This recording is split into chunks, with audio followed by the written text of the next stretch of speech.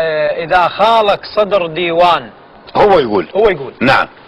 إذا خالك صدر ديوان وعمك قاعد بصفه وابوك يصير على اليمنى واخوك العود على اليسرى، وين يصير مقعدك من تجبل على الديوان؟ تقعد بالصدر يو تقعد بنصه؟ والشاعر رد النبهاية يا شاعر. احسنت.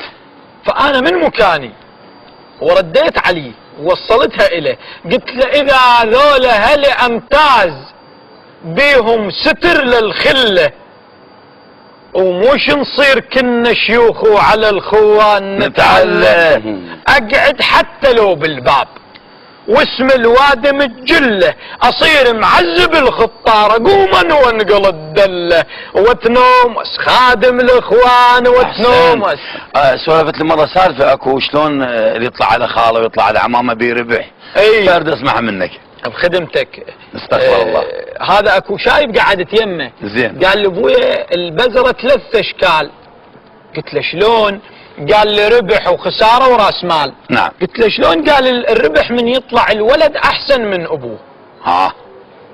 والخساره لما يطلع لا العمه ولا الخاله ولا الابو. زين. وراس المال من يطلع مثل اهله، هذا راس مال.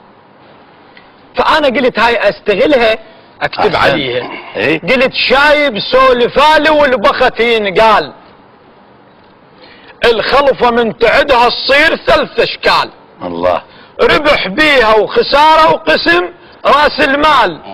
الربح زاد على ابوه وشاد لها اشكال، وبيه يصير مثله وهم يمشي الحال. الله. الخساره لا العمه ولا طلع على الخال. الله.